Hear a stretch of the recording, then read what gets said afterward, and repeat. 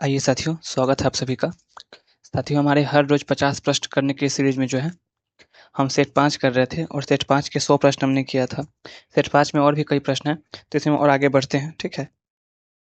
तो आज का जो हमारा पहला प्रश्न है, आज का पहला प्रश्न है कि रेड डाटा बुक किस संस्था द्वारा प्रकाशित किया जाता है। तो रेड डाटा बुक जो है आईयूसीएन के द्वारा प्रकाशित किया जाता है, आईयूसीएन के द्वारा। बात करें आईयूसीएन की, तो आईयूसीएन का मुख्यालय अगर पूछे तो आईयूसीएन का मुख्यालय अगर पूछे तो इसका मुख्यालय है ग्लैंड, स्विट्जरलैंड में। ग्लैंड, स्विट्जरलैंड कर लेंगे इसको, ग्लैंड स्विट्जरलैंड में, ठीक। अगला प्रश्न देखते हैं। अगला प्रश्न है कि बिहार में डचों द्वारा पहली कंपनी कहाँ लगाई गई थी। देखिए, बात कर रहा है बिहार की, ठीक है। तो बिहार में जो है डचों के द्वारा पहली कंपनी जो है पटना में लगाई गई थी, पटना में। और कब लगाई गई थी? तो पटना में जो है 1632 में लगाई गई थी, 1632 में, 1632 में लगाई गई थी। आपको पता होगा कि यूरोपीय कंपनी के आगमन के क्रम में सबसे पहले पुर्तगाली आए थे, ठीक है। और पुर्तगालियों के बाद डच ही आए थे, ठीक है। डच के बाद ब्रिटिश, ब्रिटिश के बाद फ्रांस, और फ्रांस के बाद फिर डेनिस, ठीक है। नहीं, डेनिस पहले, फिर फ्रांस, फ्रांस सबसे लास्ट में आया था, ठीक। तो डच की जो बिहार में पहली कंपनी लगाते हैं 1632 में। लेकिन अगर बात करें पूरे भारतवर्ष में, तो डच पूरे भारतवर्ष में अगर पहली कंपनी की बात करें, देखिए डच, अगर बात करें डच की, तो डच जो है, डच हॉलैंड या फिर नीदरलैंड के निवासी थे। कहाँ के?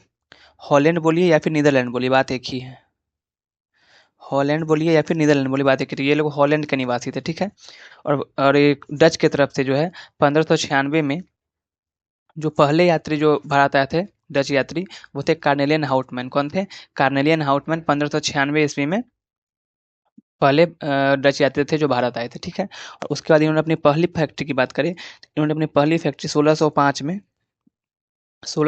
कहाँ लगाया था? मसूलीपट्टनम में, ठीक। इन्होंने अपनी पहली कंपनी जो है मसूलीपट्टनम में लगाया था, ठीक। इतना बात कर लेंगे। देखते हैं अगला प्रश्न। अगला प्रश्न है कि किस हार्मोन को दूधजनक हार्मोन कहते हैं। देखिए, दूधजनक हार्मोन जो है एलटीएच हार्मोन को कहते हैं। एलटीएच हार्मोन को जो है दूधजनक हार्मोन कहते हैं। बात रहा है एलटीएच हार्मोन का, तो एलटीएच का फुल फॉर्म जो है लैक्टोजेनिक हार्मोन, लैक्टोजेनिक हार्मोन होगा, ठीक है। अगला प्रश्न देखते हैं।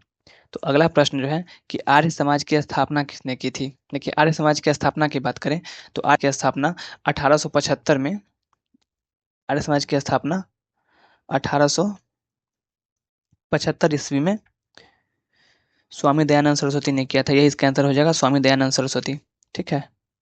और इसकी स्थापना क्यों हुई थी? तो हिंदू धर्म में फैली हुई कुरीतियों को उजागर करने के लिए, फिर दूर करने के लिए, ठीक है, ठीक है।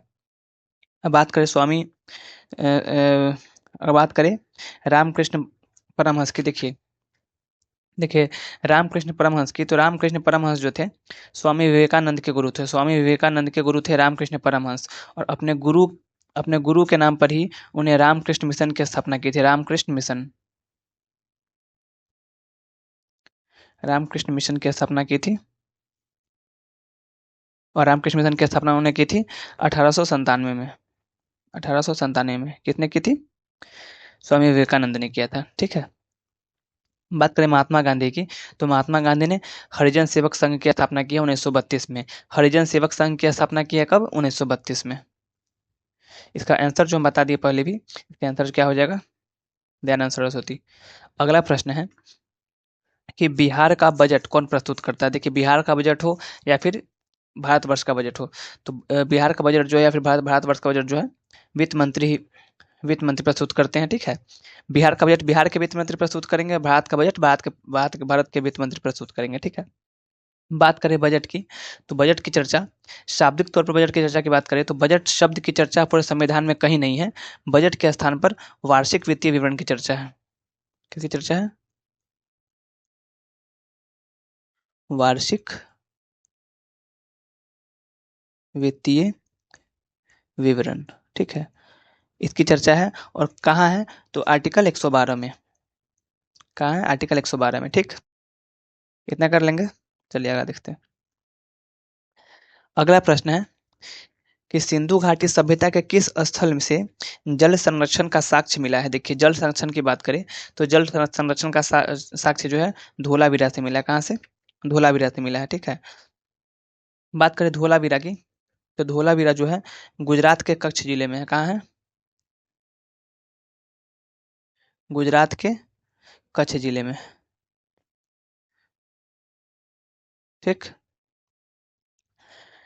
इसका आंसर हो गया धोलावीरा। ठीक है, अब देखते हैं मोहनजोदड़ो। और मोहनजोदड़ो की बात करें ना तो मोहनजोदड़ो जो है मोहनजोदड़ो पंजाब सॉरी पाकिस्तान के सिंध प्रांत में, पाकिस्तान के सिंध प्रांत में, सिंध प्रांत में। ठीक, मोहनजोदड़ो की खोज किसने की थी? राखालदास बनर्जी ने। कब की थी? 1922 में। बात करें हड़प्पा की, हड़प्पा ये पाकिस्तान में ही है।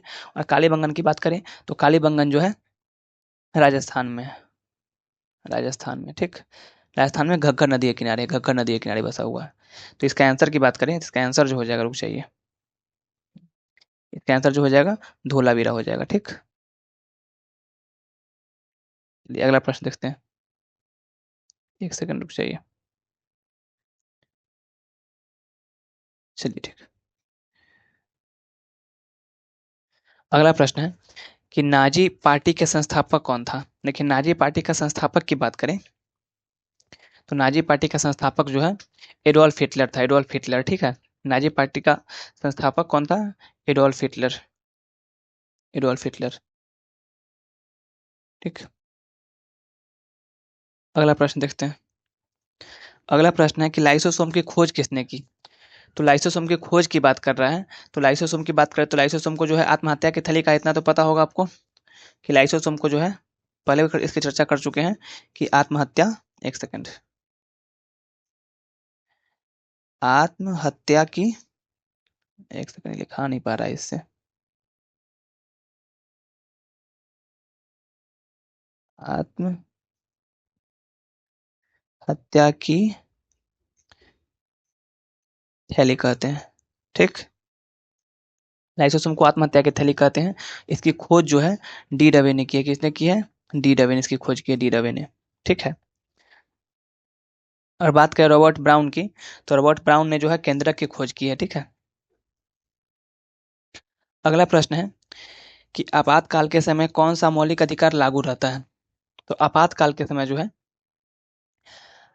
आर्टिकल 20 और 21 लागू रहता है, आर्टिकल 20 और 21 लागू रहता है। देखिए अगर बात करें आपातकाल की तो आपातकाल की बात करेंगे तो आपातकाल जो है 3 अनुच्छेद के तहत लागू किए जाते हैं।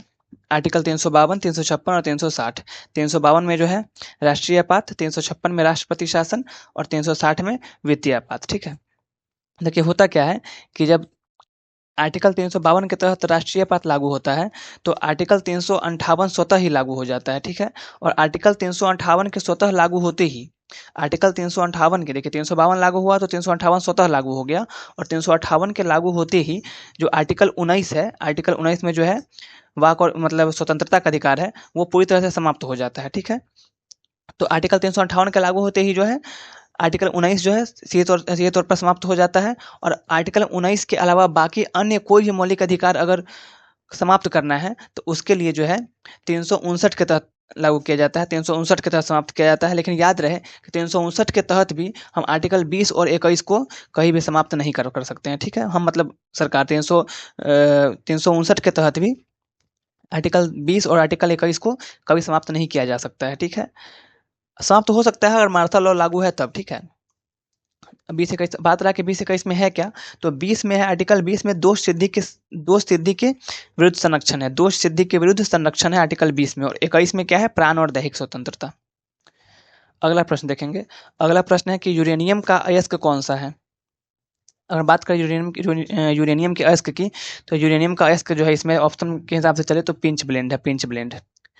इसके अन्य मुख्य अयस्क की बात करेंगे तो कार्नोलाइट होता है, टोरबरनाइट होता है, ब्रेन राइट होता है, ब्रेन राइट। चलिए अगला प्रश्न। अगला प्रश्न है कि शांति के क्षेत्र में 2023 का नोबेल पुरस्कार किसे मिला है। तो शांति के क्षेत्र में 2023 का नोबेल पुरस्कार जो है नरगिस मोहम्मदी को मिला है, नरगिस मोहम्मदी को। इसका आंसर हो जाएगा सी। देखिए अगला प्रश्न देखेंगे। अगला प्रश्न है कि ओलंपिक 2024 का आयोजन कहाँ हुआ है। तो ओलंपिक 2024 की बात करें तो ओलंपिक 2024 का आयोजन जो है पेरिस फ्रांस में हुआ है, पेरिस फ्रांस में। ठीक है। कब से कब तक हुआ है? तो 26 जुलाई से 11 अगस्त। 26 जुलाई से 11 अगस्त। प्रश्न है कि बिहार के प्रथम मुख्यमंत्री कौन थे? देखिए, अगर बात करें ब्रिटिश शासित क्षेत्र की अगर बात करें तो आपको पता होगा कि 1937 में प्रांतीय चुनाव का आयोजन किया गया था। और जब 1937 में प्रांतीय चुनाव हुआ था तो उस समय बिहार के मुख्यमंत्री मोहम्मद यूनुस बने थे, मोहम्मद यूनुस 1937 में। लेकिन आप ऑप्शन जो देख रहे हैं तो ऑप्शन में मोहम्मद यूनुस नहीं दिया गया है। इसका मतलब है कि ये प्रश्न जो है स्वतंत्र भारत की बात कर रहा है कि स्वतंत्र भारत में जो बिहार के प्रथम मुख्यमंत्री कौन थे, तो वो थे श्री कृष्ण सिंह। श्री कृष्ण सिंह थे प्रथम मुख्यमंत्री। ठीक। और मानिए कि ऑप्शन में होता मोहम्मद यूनुस, ठीक है, तो फिर हमको मोहम्मद यूनुस के साथ जाना होता क्योंकि ब्रिटिश शासित क्षेत्र में जो 1937 के प्रांतीय चुनाव में बिहार में मुख्यमंत्री बने थे मोहम्मद यूनुस। अब प्रश्न है कि HF मतलब हाइड्रोजन फ्लोराइड, हाइड्रोजन फ्लोराइड का में कौन सा बंधन है? तो हाइड्रोजन फ्लोराइड की बात करें, देखिए हाइड्रोजन का भी जो है वैलेंसी एक होता है। देखिए हाइड्रोजन का भी वैलेंसी जो है 1 होता है और फ्लोरीन फ्लोरीन का भी वैलेंसी जो है 1 होता है। तो इन दोनों के बीच जो है, इन दोनों के बीच चलिए अगले प्रश्न पे चलते हैं। अगला प्रश्न है कि आग बुझाने के लिए किसका प्रयोग किया जाता है? देखिए आग बुझाने की बात कर रहा है। आपको पता होगा कि आग जो कहीं भी लगता है तो वो ऑक्सीजन की उपस्थिति में ही आग लग सकता है। ठीक है। एक बहुत ही रेयर केस है जिसमें जो है नाइट्रोजन की उपस्थिति में भी आग लग जाता है, सॉरी मैग्नीशियम की उपस्थिति में। लेकिन अगर बात करें तो मैक्सिमम केस में मतलब 99.9% केस में जो है ऑक्सीजन की उपस्थिति में ही जो है आग लगता है। ठीक है। तो बोल रहा है कि आग बुझाने के लिए किसका प्रयोग किया जाता है? तो आग बुझाने के लिए जो है कार्बन डाइऑक्साइड, हाँ कार्बन डाइऑक्साइड का प्रयोग किया जाता है, कार्बन डाइऑक्साइड का। अब बात ये रहा कि आग बुझाने के लिए कार्बन डाइऑक्साइड का ही प्रयोग क्यों किया जाता है? तो ये कार्बन डाइऑक्साइड जो है तो बहुत ठंडी गैस है, एक बहुत ही ठंडा होता है। ठीक है। और उसके बाद ये ऑक्सीजन को विस्थापित कर देता है। और ऑक्सीजन को विस्थापित क्यों कर देता है? देखिए कार्बन डाइऑक्साइड की अगर बात करेंगे ना तो कार्बन डाइऑक्साइड का ही प्रयोग आग बुझाने के लिए इसलिए किया जाता है कि कार्बन डाइऑक्साइड का अनुसूत्र कहते हैं CO2। जब इसका परमाणु भार निकालिएगा तो कार्बन C612 प्लस ऑक्सीजन वाट 16 दूना 32। ठीक है। इसका निकलेगा कितना? 4 44। इसका परमाणु भार निकलेगा 44। और बात करें ऑक्सीजन की तो ऑक्सीजन का परमाणु भार जो होता है कितना होता है? वाट 16 16 दूना 32। देखिए कार्बन डाइऑक्साइड का परमाणु भार जो है ऑक्सीजन से काफी ज्यादा होता है। तो यही कारण है कि जब हम आग लगने के समय जो है, आग तभी लगेगा जब ऑक्सीजन की उपस्थिति होगी। तो उसके उसके ऊपर जब हम लोग कार्बन डाइऑक्साइड गैस डालते हैं तो क्योंकि कार्बन डाइऑक्साइड गैस का भार ज़्यादा है तो वो ऑक्सीजन को विस्थापित कर देता है, मतलब उसके वहाँ पे उपस्थित जो भी ऑक्सीजन होता है उसको वहाँ से वो विस्थापित कर देता है और वहाँ पे आग जो है बुझ जाता है। ठीक। अगला प्रश्न देखेंगे। अगला प्रश्न है कि बरौनी तेल शोधक कारखाना कहाँ है? देखिए बरौनी तेल शोधक कारखाना की बात करें तो बरौनी तेल शोधक कारखाना बेगूसराय में है, बेगूसराय में। ठीक है। इसकी स्थापना की बात करें तो इसकी स्थापना 1964 में हुई थी, 1964 में। और 1965 में इसको राष्ट्र को समर्पित कर दिया गया था। अगला प्रश्न है कि एंटी टैंक गाइडेड मिसाइल कौन सी है? देखिए एंटी टैंक गाइडेड मिसाइल जो है नाग है, नाग।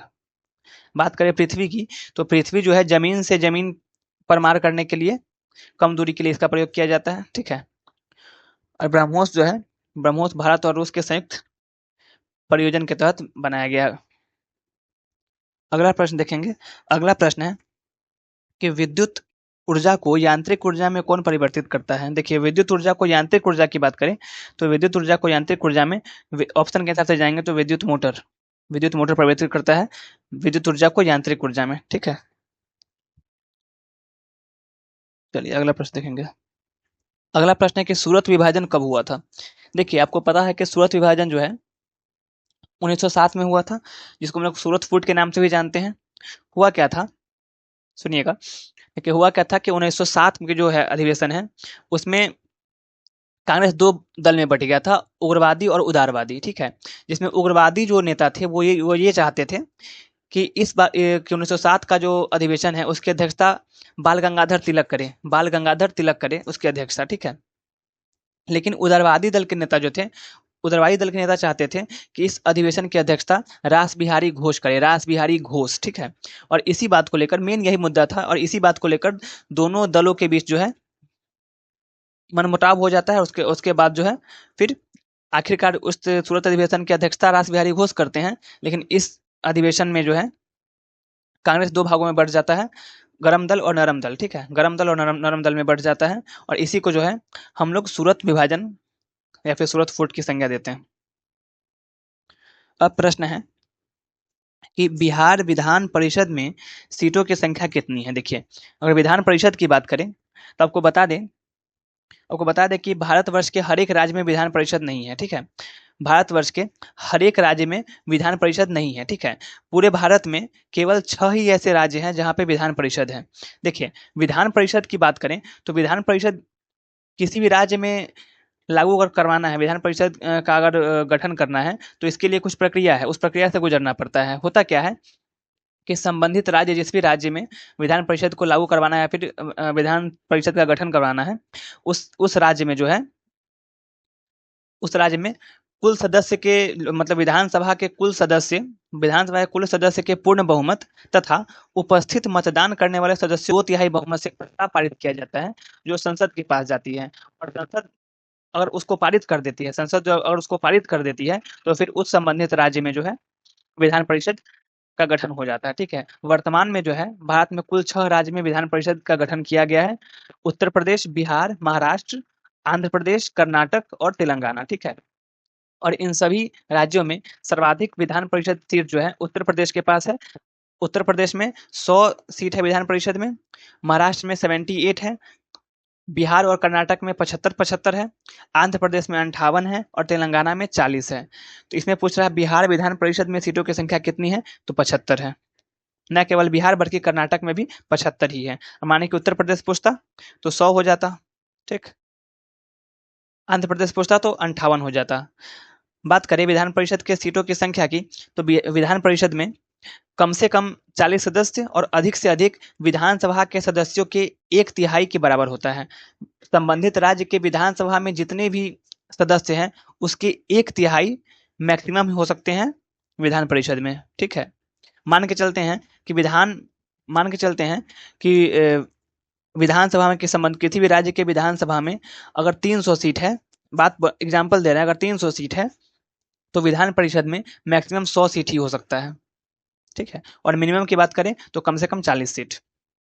अगला प्रश्न है कि दक्षिण भारत की सबसे ऊंची चोटी कौन सी है। देखिए, अगर दक्षिण भारत की बात करें तो दक्षिण भारत की सबसे ऊंची चोटी जो है अनाईमुडी है। अनाईमुडी, बात करें अनाईमुडी की तो अनाईमुडी जो है अन्नामलाई पहाड़ी की सबसे ऊंची चोटी है। अन्नामलाई पहाड़ी की सबसे ऊंची चोटी है अनाईमुडी। और अनाईमुडी की ऊंचाई की बात करें तो 2695 मीटर, 2695 मीटर है अनाईमुडी की ऊंचाई। देखिए, अनाईमुडी जो है दक्षिण भारत की सबसे ऊंची चोटी है, ठीक है। और ना सिर्फ दक्षिण भारत की, ऑब्वियसली दक्षिण भारत की है तो पश्चिमी और पूर्वी घाट सब मिला के मतलब हर एक तरफ से, चाहे पश्चिमी भाग बोले चाहे दक्षिणी घाट, मतलब पश्चिमी घाट बोले चाहे पूर्वी घाट बोले, ये संपूर्ण रूप से ये जो है दक्षिण भारत की सबसे ऊंची चोटी है। लेकिन अगर प्रश्न करेगा कि पूर्वी घाट की सबसे ऊंची चोटी कौन है, तो पूर्वी घाट की सबसे ऊंची चोटी जिंदागढ़ा है, जिंदागढ़ा, और उसकी ऊंचाई जो है 1690 मीटर। अब प्रश्न है कि बिहार दिवस कब मनाया जाता है। देखिए, बिहार दिवस जो है 22 मार्च को मनाया जाता है। 22 मार्च को ही क्यों मनाया जाता है ये जानिए, सुनिए। हुआ क्या था, आपको पता होगा कि सबसे पहले 1905 में बंगाल विभाजन हुआ। हालांकि उस बंगाल विभाजन को फिर आगे चलकर 1911 में रद्द कर दिया गया, और 1912 में फिर से बंगाल का विभाजन हुआ प्रशासनिक आधार पर, और बिहार से हटकर बिहार बना। और उस समय के बिहार में, तत्कालीन बिहार में जो है बिहार, झारखंड, उड़ीसा, ये सब सम्मिलित रूप से बिहार के नाम से अलग हुआ, ठीक है। फिर आगे चलकर 1936 में बात करें, फिर आगे चलकर 1936 में जो है उड़ीसा भी अलग हो जाता है बिहार से, ठीक है। लेकिन हुआ क्या था कि ये जो बात करें 22 मार्च की, ठीक है, तो 22 मार्च को ही जो है 22 मार्च को, ठीक है, 1912 में, देखिए 1911 में जो बिहार अलग हुआ था बंगाल से, तो ये जो लागू भले ही हो गया था 1911 में, लेकिन ठीक है, जैसे इसका घोषणा हो गया था 1911 में, ठीक है, लेकिन इसको लागू करने की बात करें, देखिए 22 दिसंबर 1911 को दिल्ली में आयोजित जो तृतीय दिल्ली दरबार था उसके तहत जो 1911 में बिहार अलग हुआ, लेकिन इसकी घोषणा तब हुई थी, ये लागू नहीं हुआ था, ये लागू हुआ था 22 मार्च 1912 को, 22 मार्च 1912 को, ठीक है। और यही कारण है कि 22 मार्च को हम बिहार दिवस के रूप में मनाते हैं। अगला प्रश्न है कि मतदान की आयु 21 से घटाकर 18 वर्ष कब कर दी गई? तो मतदान की आयु जो है 21 से घटाकर 18 वर्ष 61वां संविधान संशोधन अधिनियम 1989 में कर दी गई। उस समय के प्रधानमंत्री कौन थे? तो राजीव गांधी।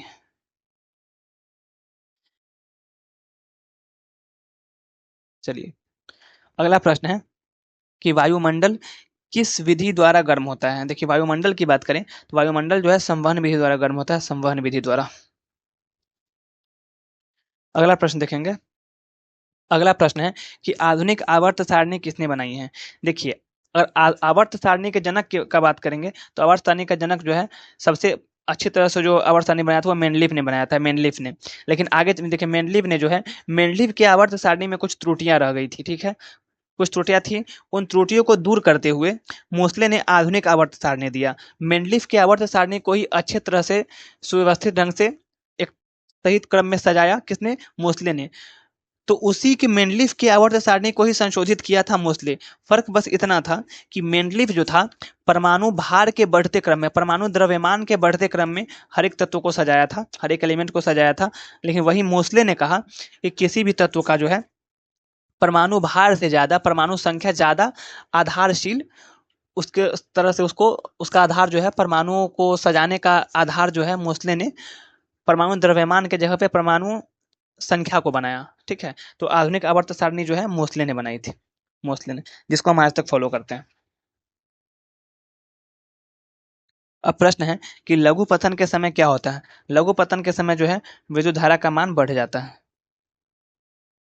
चलिए, प्रश्न है कि पौधों में पौधे में जड़ से खनिज लवण पौधे के विभिन्न भागों तक कौन पहुंचाता है? देखिए, बात करें खनिज लवण की या फिर बात करें जल की, बात करें खनिज लवण की या फिर बात करें जल की, दोनों को ही जो है, दोनों को ही जाइलम पहुंचाता है, जाइलम। जल हो या फिर खनिज लवण, दोनों को कौन पहुंचाता है? जाइलम, ठीक है। और बात करें भोजन की, तो भोजन का परिवहन कौन करता है? तो फ्लोएम। फ्लोएम किसका किसका परिवहन करता है? भोजन, ठीक।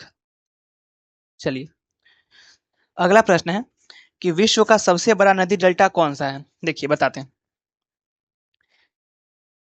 होता क्या है कि आपको पता होगा कि गंगा नदी जो है उत्तराखंड में से बहते हुए आती है, जहाँ वो अलकनंदा और भागीरथी के संगम से मिलती है देवप्रयाग में, वहां से वो गंगा नाम से आगे बढ़ती है, फिर उत्तराखंड होते हुए, फिर उत्तर प्रदेश, फिर बिहार होते हुए, झारखंड से सीमा लगाते हुए पश्चिम बंगाल में प्रवेश करती है, और पश्चिम बंगाल में फिर फरक्का के पास जो दो भागों में बढ़ जाती है। एक भाग जो है हुगली नाम से नीचे गिर जाती है, ठीक है, हुगली नदी के नाम से जो है बंगाली खाड़ी में गिर जाती है, और एक जो उसका भाग है वो पूर्व दिशा की ओर भागीरथी नाम से आगे बढ़ती है, जो पश्चिम बंगाल में प्रवेश करती है, ठीक है, कोई दिक्कत नहीं यहाँ तक। जब वो पश्चिम बंगाल में प्रवेश करती है तो वही भागीरथी नाम से जब गंगा नदी जो पश्चिम बंगाल में प्रवेश करती है तो वहां उसका नाम हो जाता है पद्मा। ध्यान दीजिएगा, आपको याद है कि उत्तराखंड में जो है भागीरथी अलकनंदा नाम से निकलती है, उसके बाद जब ये दोनों संगम में होता है देवप्रयाग में तो इसका नाम हो जाता है गंगा, ठीक है। लेकिन जब आगे जब बढ़ती जाती है और जब पश्चिम बंगाल में फरक्का के नजदीक जब दो भागों में बढ़ती है तो एक भाग का नाम हो जाता है हुगली, जो कि बंगाल की खाड़ी में गिर जाती है, और एक भाग जो पूर्व दिशा की ओर जाती है उसका नाम हो जाता है भागीरथी, और यही भागीरथी जब पश्चिम बंगाल में प्रवेश करती है तो पश्चिम बंगाल में इसका नाम हो जाता है पद्मा, ठीक है। और पद्मा में जब ब्रह्मपुत्र नदी आकर मिलती है, पद्मा में जब ब्रह्मपुत्र नदी आकर मिलती है तो ब्रह्मपुत्र नदी के मिलने के बाद इसका नाम हो जाता है मेघना। क्या नाम हो जाता है? मेघना। और याद रखेंगे कि प्रश्न आता है कि गंगा नदी किस नाम से अपना जल बंगाली खाड़ी में गिराती है? तो मेघना नाम से गिराती है। जब यही ब्रह्मपुत्र नदी जब पद्मा में आकर मिलती है तो इसका नाम हो जाता है मेघना, और मेघना नाम से ही जो है ये अपना जल बंगाली खाड़ी में गिराती है। पर बंगाली खाड़ी में जल गिराने से पहले वहाँ पे ये डेल्टा बनाती है, जिस डेल्टा का नाम है सुंदरबन डेल्टा, और यही डेल्टा हमारे पूरे भारतवर्ष का सबसे बड़ा डेल्टा है, ठीक है। और उसी सुंदरबन डेल्टा को जो है गंगा ब्रह्मपुत्र डेल्टा ही बोलते हैं, क्योंकि गंगा ब्रह्मपुत्र के मिलने से ही जो बनती है क्या? मेघना। और इसीलिए जो है सुंदरबन डेल्टा को हम लोग गंगा ब्रह्मपुत्र डेल्टा ही बोलते हैं, और यही इसका आंसर हो जाएगा, गंगा ब्रह्मपुत्र डेल्टा। चलिए, अगला प्रश्न है कि निकट दृष्टि दोष के लिए कौन सा लेंस उपयोग होता है? देखिए, निकट दृष्टि दोष की बात करें तो अवतल लेंस होता है, बात करेगा दूरदृष्टि दोष की तो उत्तल लेंस। ठीक है, अगला प्रश्न। अगला प्रश्न है कि ऊर्जा का ऐसा मात्रक क्या है? तो ऊर्जा का ऐसा मात्रक है जूल। अगला प्रश्न है कि भीमराव अंबेडकर को भारत रत्न कब मिला था? देखिए, भीमराव अंबेडकर की बात करें, आपको पता होगा कि भीमराव अंबेडकर का हमारे संविधान के निर्माण में काफी अहम योगदान रहा है। प्रारूप समिति के अध्यक्ष थे डॉक्टर भीमराव अंबेडकर। ठीक है, तो डॉक्टर भीमराव अंबेडकर को मरणोपरांत, मतलब उनके मरने के बाद 31 मार्च 1990 को है, उनको मिला था क्या? भारत रत्न। 31 मार्च 1990 को मिला था भारत रत्न। और बात करें भारत रत्न की, तो भारत रत्न में कोई भी इनामी राशि नहीं दी जाती है, भारत रत्न में कोई भी राशि नहीं मिलती है। ठीक है, ये बात याद रखेंगे। अगला प्रश्न। अगला प्रश्न है कि राष्ट्रपति के चुनाव से संबंधित विवादों को कौन सुलझाता है? देखिए, बात करें राष्ट्रपति की, राष्ट्रपति बोले या फिर केंद्र और राज्य के बीच के विवाद को सुलझाना हो, या फिर किसी भी राज्य और राज्य के बीच के विवाद को सुलझाना हो, या फिर राज्य के किसी चुनाव के विवाद को सुलझाना हो, इन सभी जो है विवाद है, इन सभी को सुलझाता कौन है? Supreme court. ठीक है, याद रखेंगे, राष्ट्रपति का चुनाव हो, उपराष्ट्रपति का चुनाव हो, या फिर लोकसभा का चुनाव हो, विधानसभा का चुनाव हो, या फिर राज्य और केंद्र में कोई विवाद हो, या फिर राज्य और किसी राज्य में विवाद हो, इस तरह के किसी विवाद को निपटारा जो है सुप्रीम कोर्ट ही करती है। अगला प्रश्न है कि लोकसभा के सदस्य बनने की न्यूनतम उम्र क्या है? तो लोकसभा के सदस्य बनने की न्यूनतम उम्र की बात करेगा तो हो जाएगा 25 वर्ष। लोकसभा का सदस्य बनने का न्यूनतम उम्र 25 वर्ष। बात करेगा राज्यसभा की, तो राज्यसभा का सदस्य बनने का न्यूनतम उम्र जो है 30 वर्ष। राज्यसभा का 30 वर्ष। ठीक, बात करेगा राष्ट्रपति उपराष्ट्रपति, तो राष्ट्रपति उपराष्ट्रपति के लिए हो जाता है 35 वर्ष। राष्ट्रपति या फिर उपराष्ट्रपति। ठीक, चलिए अगला प्रश्न है। अगला प्रश्न है कि छठी अनुसूची किन राज्यों से संबंधित है? देखिए, छठी अनुसूची की बात करें तो छठी अनुसूची जो है असम, मेघालय, मणिपुर, असम, मेघालय, मिजोरम और त्रिपुरा से संबंधित है। असम, मेघालय, मिजोरम और त्रिपुरा से। ठीक है, बात करें पहली अनुसूची की, तो पहली अनुसूची में जो है हमारे देश के 2800 राज्य और 8 केंद्र शासित प्रदेश के बारे में चर्चा की गई है। द्वितीय अनुसूची में जो है वेतन भत्ता पेंशन की चर्चा है। तृतीय अनुसूची में शपथ ग्रहण की चर्चा है। चौथी अनुसूची की बात करें तो चौथी अनुसूची में जो है राज्यसभा के में जो है सीटों का आवंटन है, उसकी चर्चा है। पांचवी अनुसूची की बात करें तो पांचवी अनुसूची में जो है अनुसूचित जनजाति के विषय में चर्चा है, अनुसूचित जनजाति के प्रशासन के विषय में चर्चा है। सातवीं अनुसूची की बात करें तो सातवीं अनुसूची में जो है संघ सूची, राज्य सूची, समर्थित सूची के बारे में चर्चा है। आठवीं अनुसूची की बात करें तो आठवीं अनुसूची में जो है हमारे देश के जितने भी राजभाषा हैं, जो 22 राजभाषा हैं, उसकी चर्चा आठवीं अनुसूची में है। नौवीं अनुसूची की बात करें तो नौवीं अनुसूची में जो है भूमि सुधार की चर्चा है। भूमि सुधार की चर्चा जो है नौवीं अनुसूची में। 10वीं अनुसूची में दल बदल कानून की चर्चा है। 10वीं अनुसूची में दल बदल कानून की चर्चा है। 11वीं में पंचायत और 12वीं में नगर पालिका। चलिए अगला प्रश्न। अगला प्रश्न है कि जैन धर्म के 23वें तीर्थकर कौन थे? देखिए, जैन धर्म के 23वें तीर्थकर की बात कर रहा है तो पार्श्वनाथ थे। प्रश्न करेगा कि जैन धर्म के पहले तीर्थकर कौन थे जिन्होंने जैन धर्म की स्थापना की थी? तो जैन धर्म के पहले तीर्थकर जो है जैन धर्म के जो है जैन धर्म के प्रथम तीर्थकर जो और संस्थापक जो थे वो ऋषभदेव थे। ऋषभदेव, उनका प्रतीक चिन्ह वृषभ। जैन धर्म के पहले तीर्थकर बोले या फिर उनका संस्थापक बोले, कौन थे? ऋषभदेव। बात करेगा कि जैन धर्म के 24वें तीर्थकर या फिर अंतिम तीर्थकर कौन हुए? तो महावीर स्वामी। कौन हुए? महावीर स्वामी। ठीक, चलिए अगला प्रश्न। अगला प्रश्न है कि भारत का पहला जैव मंडल आरक्षित क्षेत्र कौन सा है? देखिए, भारत का पहला जैव मंडल आरक्षित क्षेत्र जो है नीलगिरी है। पहला कौन है? नीलगिरी। ठीक है, बात कर रहे हैं कि भारत का सबसे बड़ा जैव मंडल आरक्षित क्षेत्र कौन है? तो भारत का सबसे बड़ा जैव मंडल आरक्षित क्षेत्र कच्छ का रण है। कच्छ का रण। चलिए, प्रश्न है कि मिशन इंद्रधनुष किससे संबंधित है? मिशन इंद्रधनुष जो है बच्चों के टीकाकरण से संबंधित है। बच्चों के टीकाकरण से, ये इसका आंसर हो जाएगा। अगला प्रश्न देखेंगे। अगला प्रश्न है कि बिहार में कांग्रेस का पहला अधिवेशन कहाँ हुआ था? देखिए, बिहार में कांग्रेस का पहला अधिवेशन 1912 का बांकीपुर अधिवेशन था। 1912 में हुआ था बांकीपुर में। 1912 में कहाँ हुआ था? बांकीपुर में। यही इसका आंसर हो जाएगा, बांकीपुर। देखिए देखिए, वर्तमान के बिहार की बात करें ना तो वर्तमान के बिहार में कांग्रेस की दो अध्यक्षता हुई है। कांग्रेस की दो अध्यक्षता हुई है, एक 1912 का बांकीपुर अधिवेशन और एक 1922 का एक 1922 का गया अधिवेशन, 1922 का गया अधिवेशन, ठीक है। बात करें 1912 के बांकीपुर अधिवेशन की, तो 1912 के बांकीपुर अधिवेशन की जो अध्यक्षता है, देखिए 1912 के बांकीपुर अधिवेशन की अध्यक्षता जो है आर एन मधुलकर ने किया था। आर एन मधुलकर ने 1912 के बांकीपुर अधिवेशन की अध्यक्षता किया था। इसके बाद एक और अधिवेशन बिहार में होता है 1922 का गया अधिवेशन, और 1922 का गया अधिवेशन जो होता है उसकी अध्यक्षता सी आर दास करते हैं, सी आर दास। अगला प्रश्न है कि विश्व स्वास्थ्य संगठन की स्थापना कब हुई थी? तो विश्व स्वास्थ्य संगठन की स्थापना की बात करें तो यह 1948 में हुई थी, 1948 में। विश्व स्वास्थ्य संगठन को ही शॉर्ट में हम लोग बोलते हैं WHO, WHO, ठीक। इसकी स्थापना कब हुई थी? 1948 में। प्रश्न है कि नीति आयोग का CEO कौन है? तो नीति आयोग का CEO की बात करें, ठीक है, तो नीति आयोग का CEO जो है वी आर सुब्रमण्यम, यही है नीति आयोग का CEO, वी आर सुब्रमण्यम। प्रश्न है कि वर्साई की संधि कब हुई थी? वर्साई की संधि की बात कर रहा है, तो वर्साई की संधि जो है 1919 में हुई थी, 28 जून 1919, ठीक। अब है कि ब्लैकफुट किसके कारण होता है? देखिए ब्लैकफुट की बात कर रहा है, तो ब्लैकफुट जो है आर्सेनिक के कारण होता है। ब्लैकफुट एक रोग है, ठीक है, जो आर्सेनिक के संपर्क में आने से, लंबे समय तक आर्सेनिक के संपर्क में आने से होता है। अब प्रश्न है कि लोहा का सबसे शुद्ध रूप कौन सा है? देखिए अगर लोहा का सबसे शुद्ध रूप की बात करें तो आप लोग जानते हो कि पिटवा लोहा, ढलवा लोहा, पिटवा लोहा होता है, दो तरह का लोहा होता है। तो पिटवा लोहा जो है वो लोहा का शुद्ध रूप होता है, और इसी पिटवा लोहा का जो हम लोग, इस पिटवा लोहा को जो है ऊर्ज स्टील कहा जाता है, ऊर्ज स्टील कहा जाता है पिटवा लोहा को।